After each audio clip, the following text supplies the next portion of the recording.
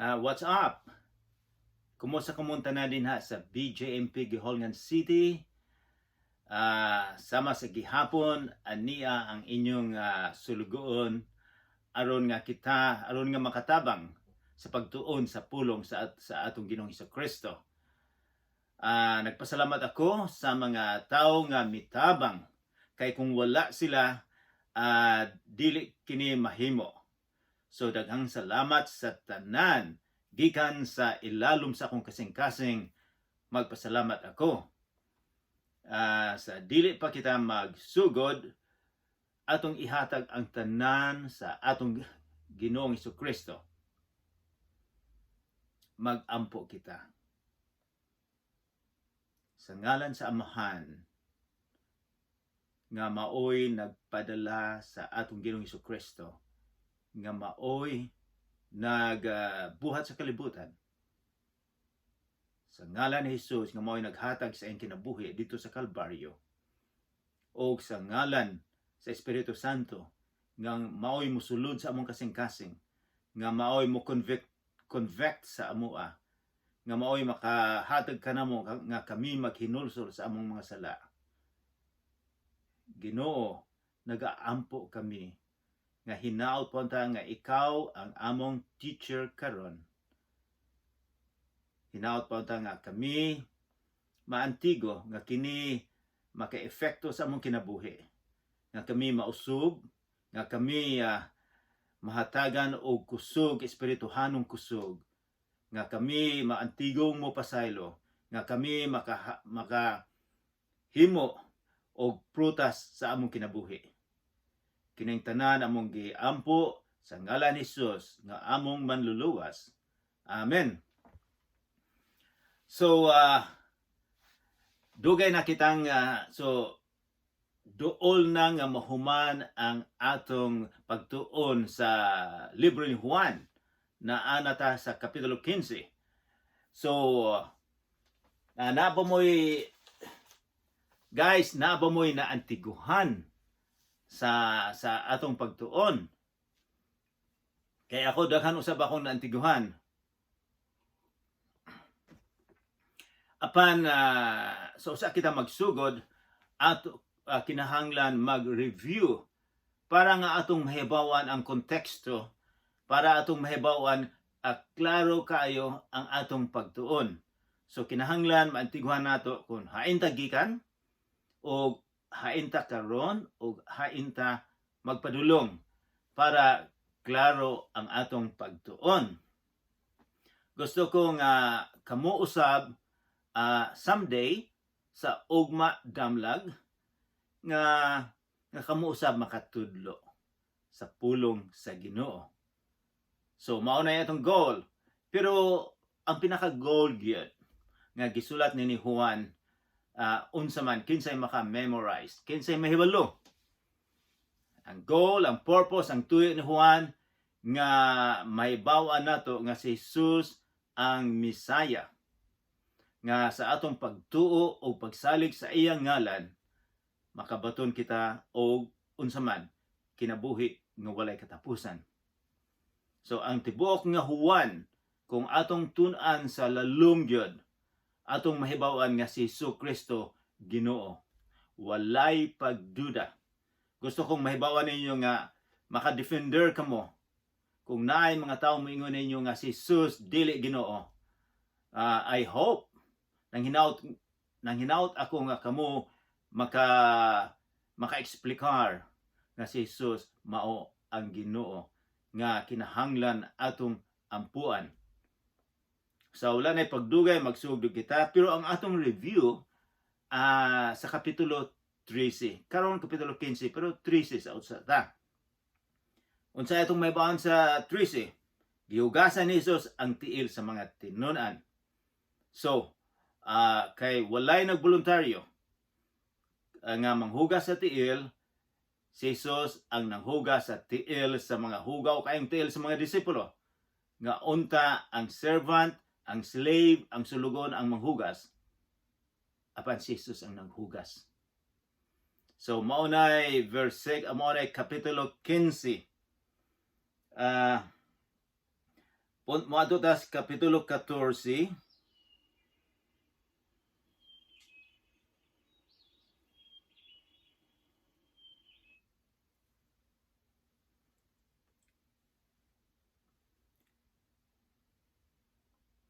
Dito sa Kapitulo 14, o sa Kapitulo 15. Balik sa ta sa Kapitulo 13.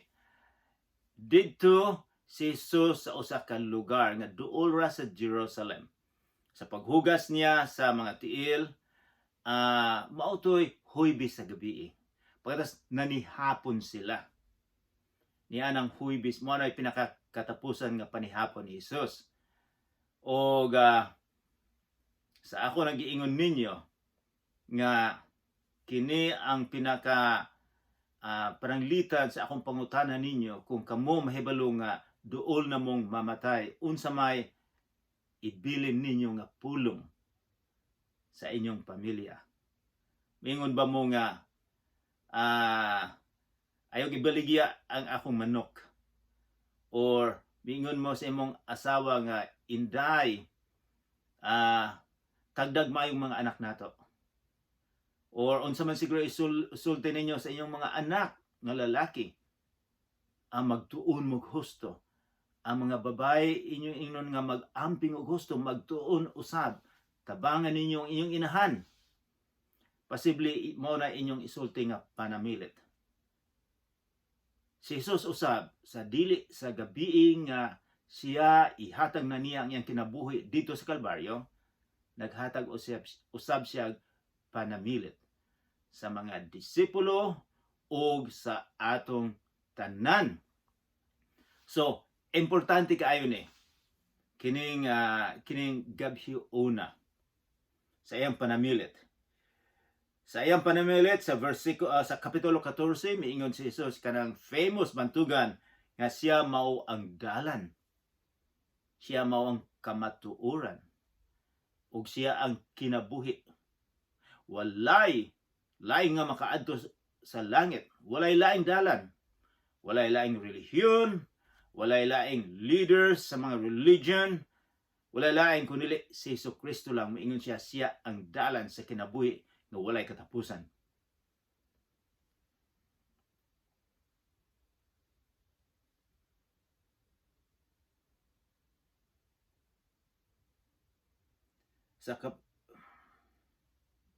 Sa Kapitulo 15, karon nasa 15 na kita.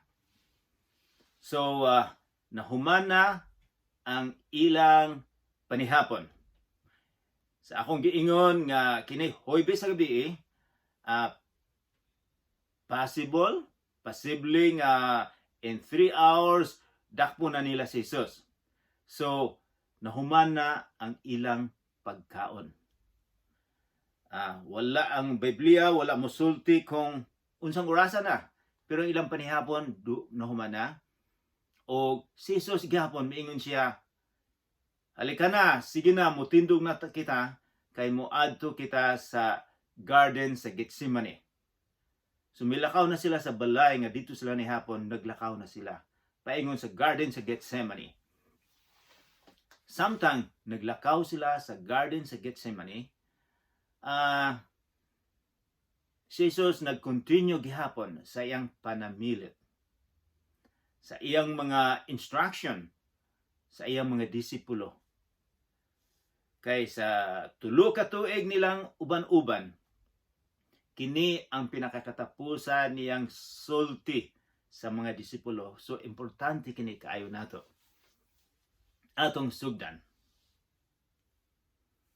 Ako, miingon si Jesus sa versikulo 1. Guys, naana ba mo dina sa versikulo 15? Di na kita magsugod. I will try my best nga mahuman nato. Pero kung dili mahuman, sa sunod pong simana. Ang title ni ini, si Jesus ang matuod nga punuan sa paras o grapes o ubas. Ambot nga ng paras sa cebuano, wala ko kabalog sa maayong pronunciation, paras or paras, pero nahibalo ta nga kini ubas. Versikulo 1. Miingon si Jesus, ako ang matuod nga punuan sa paras or ubas or grapes. O ang akong amahan mao ang tig-atiman. Sa klaro, mingon siya, ako ang matuod nga punuan. Daghang, ang buti pasabot, daghang mga punuan. Apan siya lang ang tinuod, ang matuod nga paras o ubas. O ang iyang amahan mao ang tig-atiman. Gakinhala ni gamay nga eksplanasyon. Kaya ang nasyon nga Israel, ang mga Hudiyo, sa Old Testament, sila ang giingon ni Isaiah na kining nasyon nga mga Hudiyo or mga Israelites, sila ang gipili sa Ginoo. Unsa may rason nga gipili sila? Gipili sila aron nga i-preparar ang mga tao sa pag-abot sa Misaya, pag-abot ni Jesus. Nga mahibawan sa mga tao ang kaluwasan tungod ni Jesus. Mao na ilang trabaho, mao unta na trabaho sa mga nganong gipili sila. Nga mingon ang Ginoo nga kamo ang mga grapes, kamo ang mga ubas. Ang ubas lami kaayo ning kanon. So apan ang nahitabo, ang ubas unta, ang country, ang mga tawo nga gipili sa Ginoo, wala nila makita. Nabutahan ang mata nila ni Jesus, wala nila nakita. Napuno sila sa ilang pagka-relihiyon, sa ilang pagka-relihiyoso. Nabutahan sila. Sila man unta ang kuan. Sila unta ang grapes, sila unta ang ubas. Apan karon si Jesus miingon, mingon siya, ako ang matuod nga ubas. O ang akong maamahan ang nag-atiman. Miingon siya, putlo niya ang tanan kong sanga, nga dili mamunga, o pulungan niya ang tanang sanga, nga mamunga aron kini mahinlo ug mamunga daghan. So, sa istorya ni Jesus, sa iyang panamilit, naghimo siya og nga kanang ang iyang istorya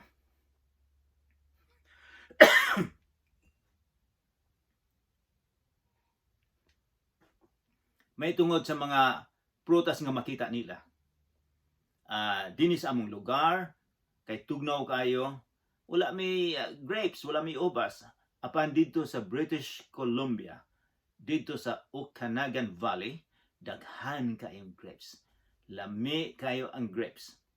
Apan sa panahon ni Jesus, daghan usab silang ubas dito. So mao na siging makita nila. So kabisado sa mga tao kung unsay bot ipasabot ni Jesus, may tungod ni ining ubas. Og miingon siya, so simple lang ang istorya niya. Apan dako ang implikasyon. Pero dako ang iyang istorya sa atong kinabuhi. Simple lang, miingon siya nga, ako ang ubas. Ang amahan ang nag-atiman, ang amahan nga Ginoo, ug aduna siya ay mga sanga. Aduna siya mga sanga, ug ang sanga niya, ang ubang sanga niya, dili mamunga. Ang uban mamunga. Ingon siya, ang dili mamunga, potlo niya. O ang mamunga, iyang hinluan. Aron unsay tuyo, aron kini mamunga og daghan. Kini sa usa ka tawo, sa giingon ni Jesus, ang amahan ang nagbantay kanato. Og kita ang mga sanga ni Jesus. Apan duha ka klase ang sanga dinhi. Ang usang sanga dili mamunga. Nagkapot lang siya sa grapes apan walay bunga, useless. Ang usa mamunga. Mingon si Jesus, unsa may mahitabo sa mga sumusunod. Mingon siya sa mga sumusunod ni Jesus nga mga fake. Sumusunod siya apan walay bunga sa kinabuhi. Nayuban nga tinuod nga mga Kristohanon nga adunay epekto, adunay prutas ang ilang kinabuhi. Sa immediate context, sa doon nga konteksto, ato makita kung kinsa maning na-attach ni Jesus na nga walay bunga. Sa immediate, mahibaw-an nato nga si Judas. Tulo ka tuig silang nag-uban-uban ni Jesus, si Judas. Nakita niya ang mga milagro, ang mga pagtudlo ni Jesus. Nakita niya nga ang unos, ang bagyo gipahunong. Nakita niya nga si Jesus milakaw sa dagat, sa Galilee. Nakita niya nga sobra sa 10,000 ang gipakaon. Milagro. Apan walay epekto ni Judas. Mingon si Jesus, kanang tawhana putlon og isugnon. Apan ang mga sumusunod niya iyang tabangan pa aron nga magdaghan ang mga prutas. So mo na immediate nga context.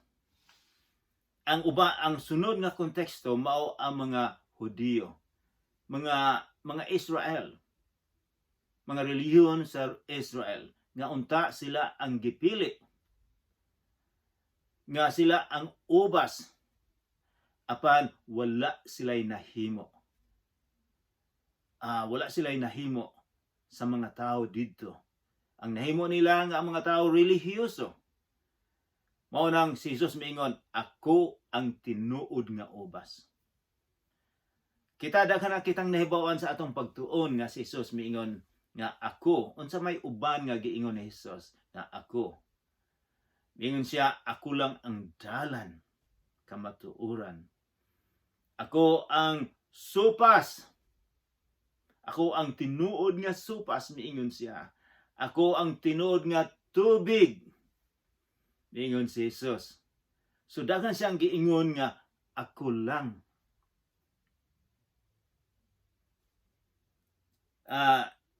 Kining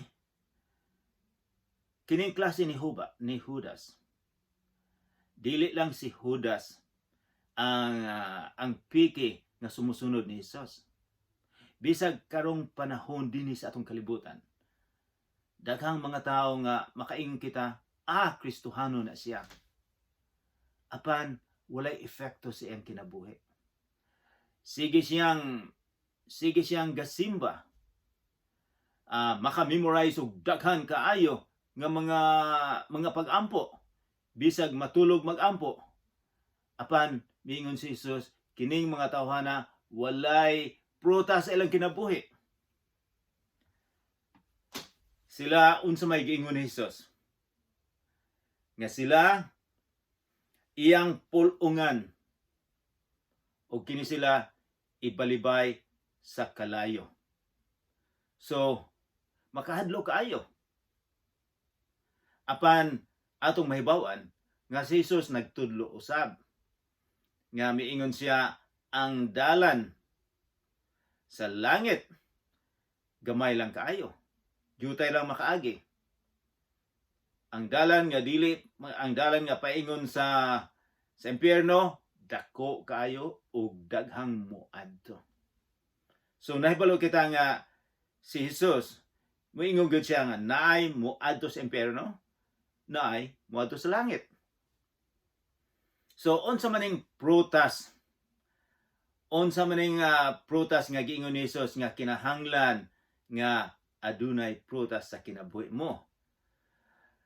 Ang prutas, usa sa mga hinumduman nato dili tanan nga kita adunay prutas kung kita nahibalo nga ikaw ug ako adunay sala o maghinulsol. Ang tao nga maghinulsol mao nay usa sa mga prutas sa tinuod nga Kristohanon. Maghinulsol sila sa iyang sala nga gikinahanglan siya pasaylo. Usa kini sa mga prutas. Ug nga siya kung magkasala mahibaw-an dayon niya nga gikinahanglan siya nga limpyuhan sa Ginoo. Mo nay usa sa mga prutas. Ang atong usa sa mga mahibaw-an nato nga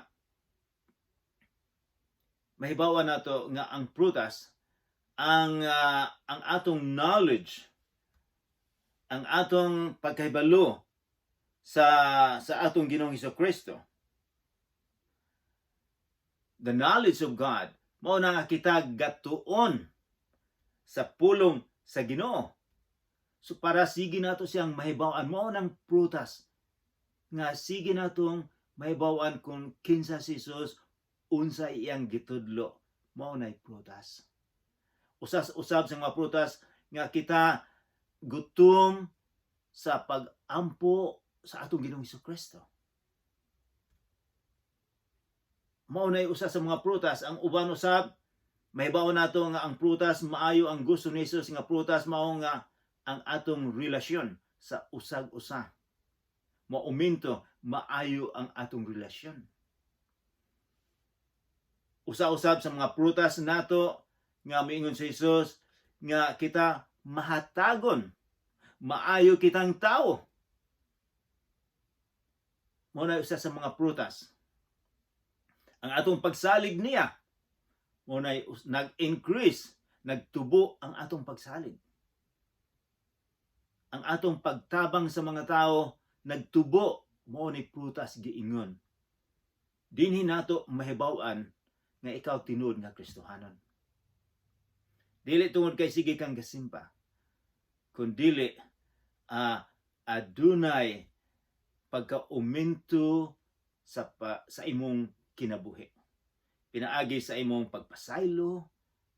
Kung relihiyoso ka, kung mingon kang Kristohanon ka, apan dili ka makapasaylo, wala kay prutas. Mao ni gusto sa Ginoo nga kinahanglan adunay prutas.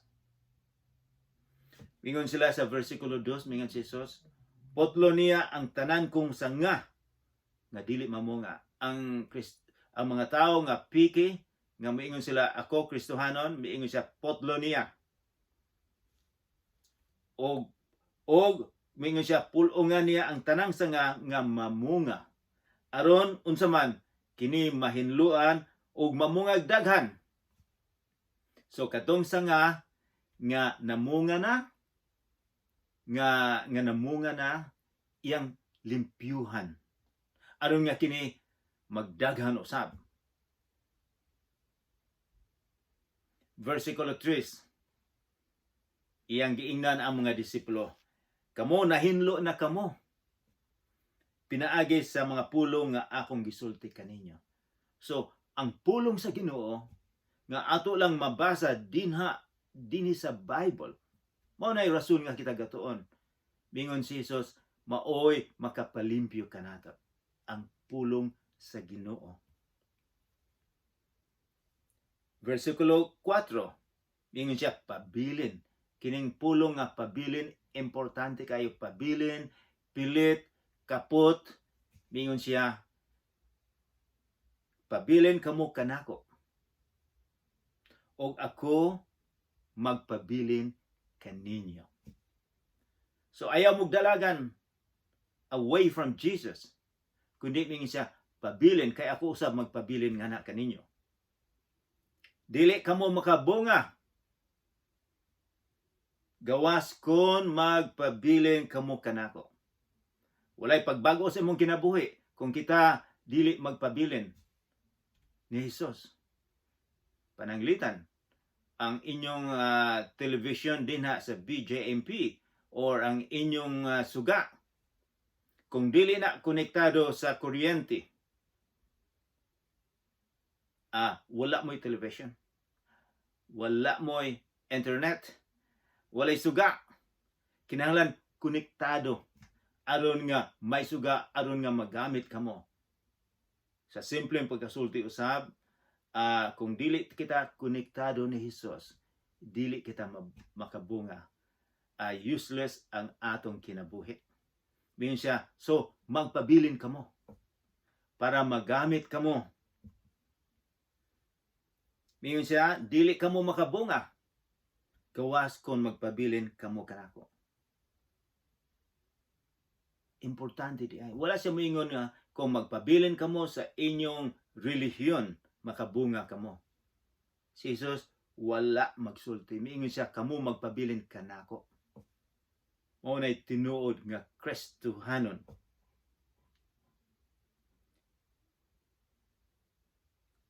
Kung wala ako, wala kamoy mahimo. So kung wala nato si Jesus, wala kitay mahimo. Sa imong kaugalingon lang, pananglitan prutas sa pagpasaylo. Kung wala si Jesus sa imong kasing-kasing, dili ka makapasaylo. Lisod kay na. So kinahanglan konektado kita. Versikulo 6. Ang dili magpabilin kanako, mahisama sa usa ka sanga nga ilabay og malaya. Pamuniton kini og unsa man itambog sa kalayo aron masunog. Lisod ka ang gisulti ni Jesus. Nga kadtong mga tawo nga walay bunga, walay pagbago, kunwari lang, fakey, nga mga sumusunod ni Jesus, miingon gyud siya nga itambog sa kalayo aron masunog. Dili may paminahon apan tinuod. Dili ni akong pulong, kundi pulong ni sa atong Ginoong Jesucristo. Versikulo 7. Kon magpabilin kamo kanako og ang akong mga pulong, mingon siya, magpabilin kaninyo unsa may gisulti. Makapangayo kamo bisan unsa og madawat ninyo. Guys, mag-amping kita ni ining versikulo kay makaingon kamo, makapangayo kamo bisan unsa. Pero unsa may bot ipasabot ani? Bot bang ipasabot kung mangayo kita bisan unsa? Kanang pulong nga bisan unsa? Mangayo kita og bisan unsa. Ginoo, gusto ko nga daghang ko kwarta diri. Ginoo, gusto ko nga mao nay akong maasawa. Mao ba nay giingon ni Jesus nga bisan unsa? Kailangan mag-amping kita dinhi sa atong interpretasyon. Kay atong tanahon, mingon siya, adunay mga pulong dinhi nga importante. Magpabilin, kinahanglan magpabilin kita ni Jesus. Adunay caveat nga prerequisite nga usa niya hatagan kita sa bisag unsa. Kinahanglan magpabilin kita. Ikaduha, og miingon siya, og ang akong mga pulong, makita nato ni versikulo 7, og ang akong pulong magpabilin kaninyo. So, kung ikaw nagpabilin ni Jesus, ikaw nahibalon ni Jesus sa atong Ginoo, og ang pulong sa Ginoo nga atong gitun-an karon magpabilin sa inyo bisag unsay inyong pangayoon ihatag. Apan kung ikaw tinuod, kung ikaw nahibalo sa pulong sa Ginoo, kung ikaw nagpabilin sa Ginoo, ang lain ang imong pangayoon. Ang imong pangayoon mao nga katong mga butang nga makahatag, maka-glorify sa atong Ginoong Jesucristo. Manay mga pangayoon nga iyang ihatag kung mangayo kita nga si Jesus ang pinaka-importante sa atong kinabuhi. Mangayo ba ka og lain? Mangayo ka ba, Ginoo, gusto kong mahimong milyonaryo? Mao ba na to glorify God nga madaigon ang Ginoo? Naay mga butanga usay ihatag niya kung ang imong kasing-kasing eksakto. Versikulo 8, sa inyong pagpamungag daghan, naipulong kapasidunggan ang akong amahan. So ang pagpangayo di ay kinahanglan pasidunggan ang atong amahan. Dili nga ikaw ang pasidunggan. Maunay pag-ampo nga iyang ihatag. Dili nga ikaw, kundi ang Ginoo ang pasidunggan sa imong gipangayo.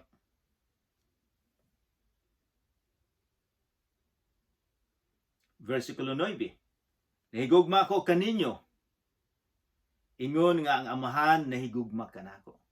So, kining panamilit niya,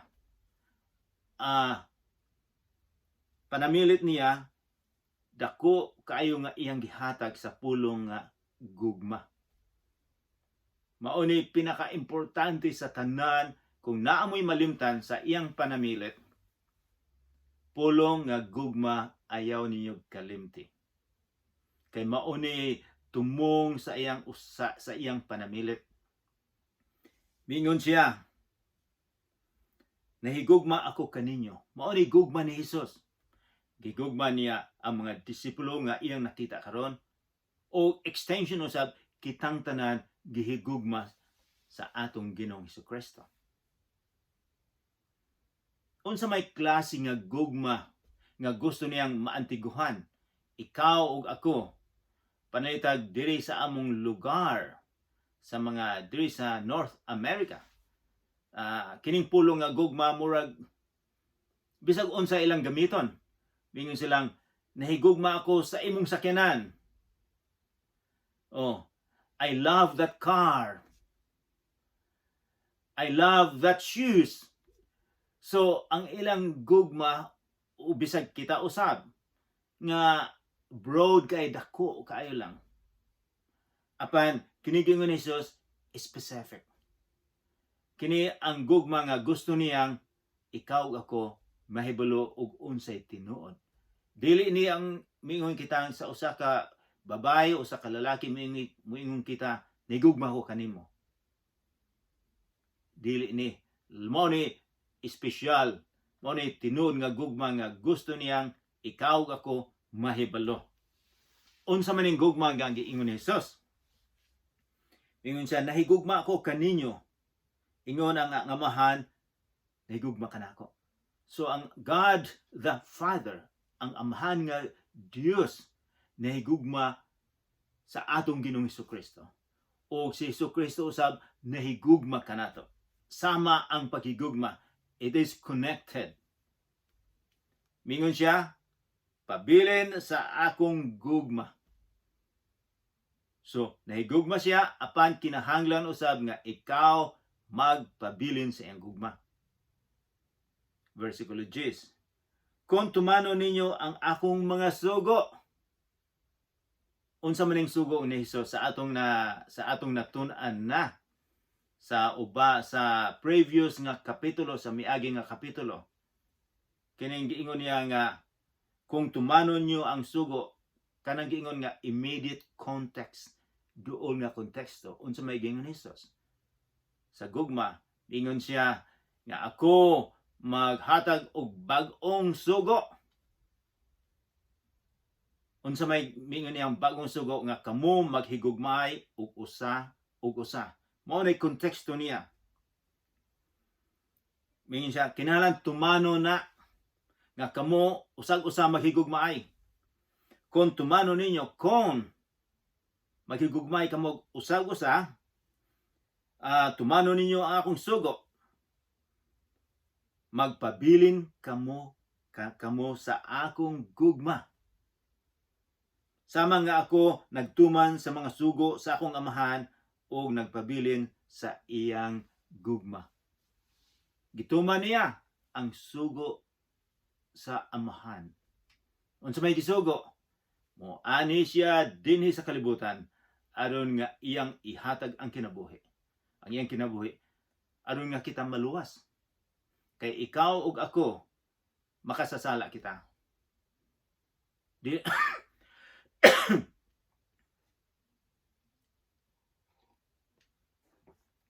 dili kita makaluwas sa atong kaugalingon. Walay laing makaluwas mo, makaluwas kaninyo kanako. Mao na nga gipadala sa amahan ang iyang anak. Aron nga kita maluwas, walay lain ang kaluwasan naa lang sa atong Ginoong Hesukristo. So gituman niya, kamo usab, ikaw ako, ang pinaka-importanting sugo nga maghigugmay og usa og usa. So unsa man ning klaseng gugma nga gisulti ni Jesus? Sa ato na makita nga iyang gihatag ang iyang kinabuhi. Versikulo 11. Gisultihan ko kamo niini aron makabaton ninyo, mabatunan ninyo ang akong kalipay. So kung musunod kita ni Jesus, adunay kalipay. Og mahingpit ang inyong kalipay. So kung musunod kita sa sugo ni Jesus nga maghigugmay og usa-usa, adunay kalipay. Kini kalipay dili kalipay nga nakadaog sa tari. Lain ning kalipay nga giingon ni Jesus. Kini ang langit nun nga kalipay. Versikulo 12. Kini mao ang akong sugo. Giotro niya ang pagsulti sa iyang sugo. Paghigugmaay kamo sama nga ako nahigugma kaninyo. So sa katapusan ng sulti sa iyang panamilit, mingon siya, kini ang sugo maghigugmaay. Wala siya mingon nga sige mong musimba, maayo ang musimba. Apan wala niya gisulti. Muhatag mo sa simbahan, maayo gihapon. Apan wala siya musulti niini. Ang iyang gisulti mao nga maghigugmaay kamo og usa og usa. Kay mingon siya, sama nga nahigugma ako kaninyo. So ang gugma, ang definition sa atong Ginoong Hesukristo, unsay gugma? Nagpakamatay siya. Nagsakripisyo siya. Mao nay tinud nga gugma. Nagsakripisyo siya para sa imuha ug sa ako. Unsa may makuha niya? Mao nay gugma nga wala kay makuha. Nahigugma tungod ka sa imong gugma, imong gihatag. Dili mingon nga mahigugma ko nimo, higugmaon na usab ko nimo, kay naa ako'y makuha nimo. Dili. Kundi self-sacrificial love. Nagsakripisyo ka sa usa ka tawo nga imong gihigugma.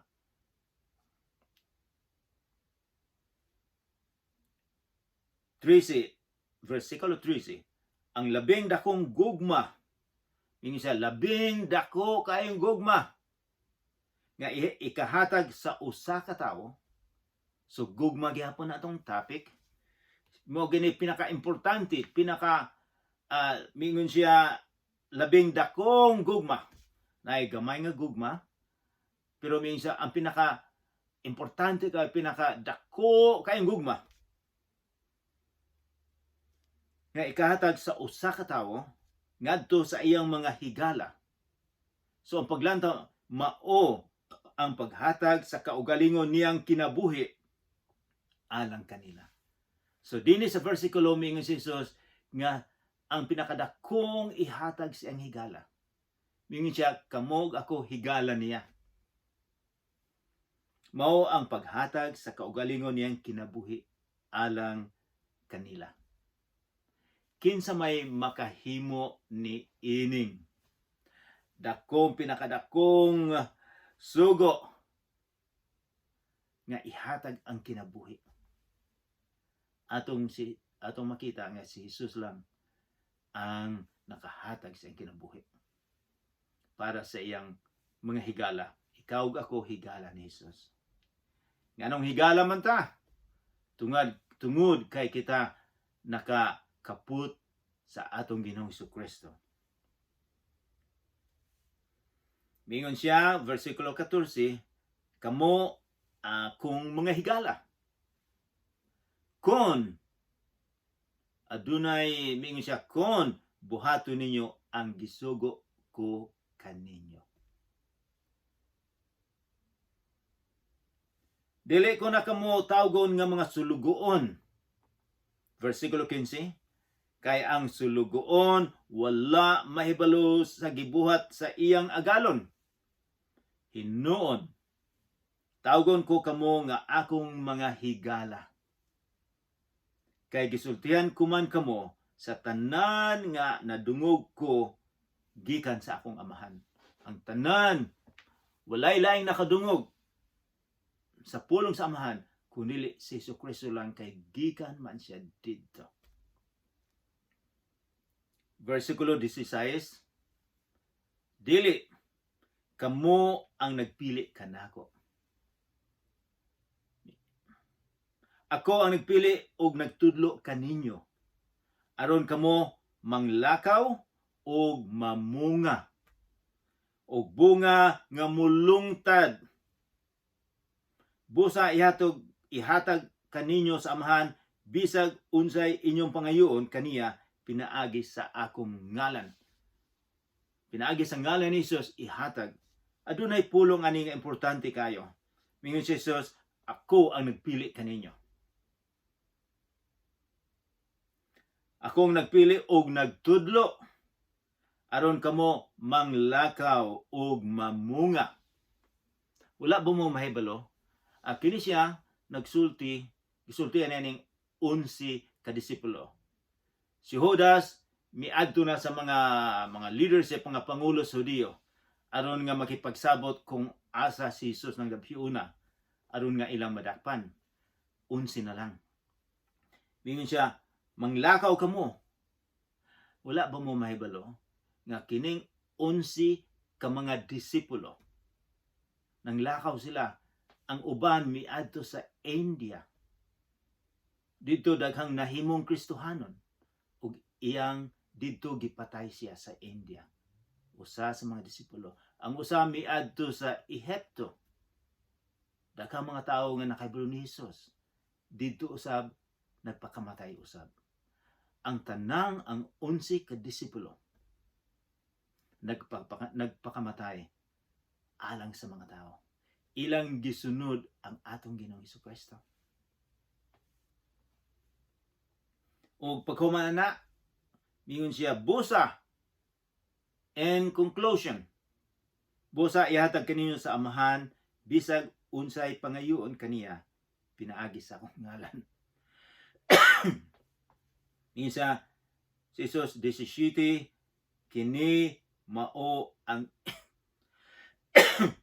ang isugo kaninyo paghigugmaay kamo og usa. So, mao na usang gisugo ni Jesus kanila sa duol nang mamatay si Jesus. Kanang pulong nga maghigugmaay kamo og usa.